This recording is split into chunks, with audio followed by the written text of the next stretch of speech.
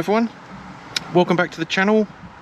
Thank you for tuning in as always. I hope you're all keeping well, and today we're going to have a look at the Delkin Fat Gecko triple mount. I did a little short about this the other day when it arrived, just to show the packaging and my general excitement about the fact that the product had arrived. And I've done a couple of tests on the Forester just to capture exhaust sounds.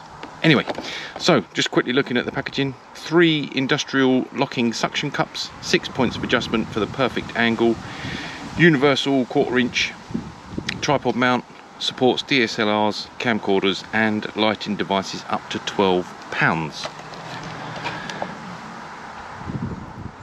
So that's what the packaging looks like, and for once really easy to open.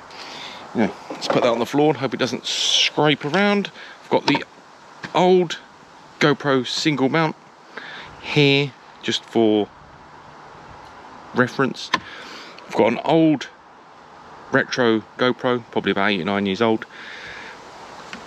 The device itself, which we'll look at in a minute, and a clean microfiber towel, so when I go and put it on the car, just wipe it down a bit to make sure we get a good contact surface, and some ceramic detailer just to wipe the surfaces over. Just hide the other tripod. So, first things first, let's try and keep the suckers off the wooden table. It's the only drawback, I think, with the GoPro one. You got a nice little bag, and always encouraged to keep it in the bag so you stop the sucker getting dirty, abrasive, dusty, anything that's gonna interfere. Anyway, immediately you can see that they are very comparable. Now let me just point out for the record, this is fabulous. I have no problems with it at all. I've had it on the car doing 30, 40, 50 mile an hour. Never been enormously concerned, but I have become aware recently that I should probably be using a tether wrapped around the mounting bracket, so that if the worst did happen, then this would just dangle off. But I'm a bit nervous about that because I don't want this dangling down around the paintwork on the Forester. Anyway, an interesting thing actually about the mechanism is on the GoPro one, you press down and then you press the lock down. So you press the air out with the button and then you press the lock down. These work slightly differently. You press them down, that's the open position. You press it down and then you pull that up to be locked, which is kind of good because it helps you, if you think about it, when you put your thumb on here to press it down and then you put your index finger on there to pull it up. So it's just a nicer motion rather than trying to faff around with the lever, press that down and press this down, which is sort of counterintuitive. Anyway, so onwards. So the reason I bought this essentially is because, you know, I know it's slightly overkill for a GoPro, but with this I feel totally satisfied that with 3 suckers, each as efficient as this one, I'm happy to stick this on the car. I have bought some tethers, I will start using tethers, but I think with this we're not going to experience any problems like that. Let's get this light out of the way so we can see the product. Anyway, it is incredibly adjustable. Obviously, what I found is you want to loosen everything off. So if you loosen this one so that this is floppy, and you can adjust the angles of the pair of suckers independently. Let's get that out of the way. Here we go. That and done. So these will rotate independently of one another.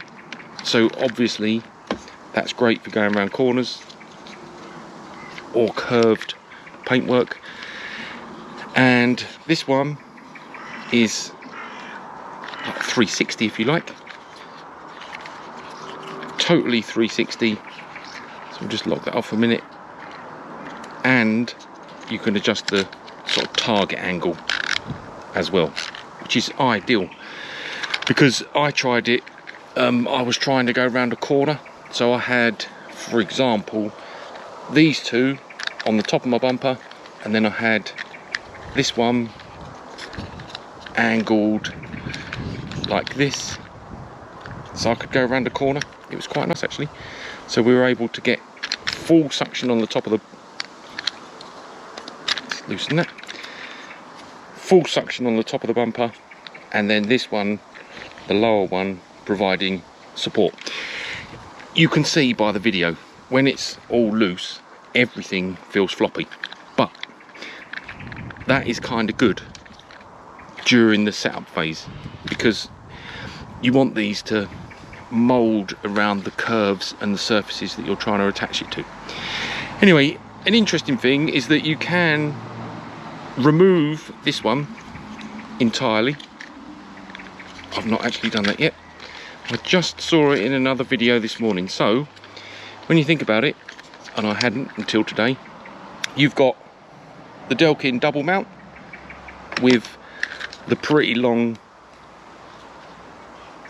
extension post to get you a little bit of height. Lovely. And if you wanted, you've got a suction mount, a single sucker, which is the same as Delkin's single version, or you can join them together for maximum peace of mind, which is what I do, so that you know it's not going to fly off. So we'll get it in that mount, he says. Get that in there, and again the instructions do say leave everything floppy, get it in, get it on your car, then go around and tighten everything up. Anyway, it's a good time to mention everything feels very, very strong. Very strong. Just very quickly, you can undo this as well, just to give you some additional up down. Okay, yeah, so all of these brackets feel incredible. This one's metal. I think this one's like hardened. Might be metal as well. Everything feels, you know, they're all metal. All the brackets are metal, and the ball joints are metal. So it feels very, very strong in the hand. I mean, when I first tried it on the car, I just left it on the car and it stayed there for a while. Anyway, let's go and get it on. Oh, very quickly. I'm trying, as you can see, fumbling around like a wally. I'm trying not to put the suckers on the wooden table because I'm keen to keep them nice and supple and rubbery. So because this is primarily for like DSLRs and camcorders, it works on a standard screw mount, but I had a converter to convert from screw mount to GoPro mount, and like, you know, you could argue that it's slightly overkill for a GoPro, but as I said at the start of the video, that's the route I went with, purely because I wanted it to be hardcore, not going to fall off, totally dependable. Last thing you want to be doing is doing a point of view drive, capturing exhaust sound, or having this on the top, or a pole extension out the back, and it flying off. So, you know, it's nice not to have to worry about that. Anyway, let's go and get it on the car. So we'll just nip through the various applications. A couple of guides I read say always make sure your panels are clean. I gave the car a maintenance wash last night, so other than maybe a small amount of dust, let's clean this too. So this is ready, and we'll do a test up there. As I say, other than maybe a small amount of dust, we'll do a test on here, I think, just to show the side mount. So we'll get the panels ready, clean and dry, and I found sort of reasonable success doing a side mount, which I just tested recently. Get some good shots. We'll do one on the window, I think. So we'll keep that, make sure this surface is nice and slick. Let's do bonnet. I'm surprised not seeing steam come off the product. They always say not to put these products on in direct sunlight, but I don't have a valeting umbrella, so needs must. So we're going to do there, and I think let's just do up here. I'm just going to pause the GoPro a minute. Right, let's go through the various mountain locations, get that in a usable position. So I found this particularly useful recently. So you can angle those two and get them on a nice flat section. Make sure it's not touching the boot. Press down, pull up, press down, pull up, and then this will fall neatly where you want it. So we can just get in on that just to show how easy this bit is. It's lit down. What I mean about it being natural. Lock off, and you just press and then pull up, and then you can get into some adjustment. And at this point, this is where you want to start tightening off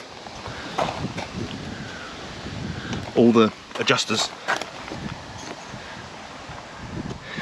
So we want to loosen this. I bet I've got this upside down. That's right, it spins. So we can get that where we want it. I'll get this back on camera in a minute. See? Easy as that. And this thing, I mean, I'm not going to hang off it to the detriment of my bodywork, but they ain't going nowhere. Wonderful. Right, let's do another one.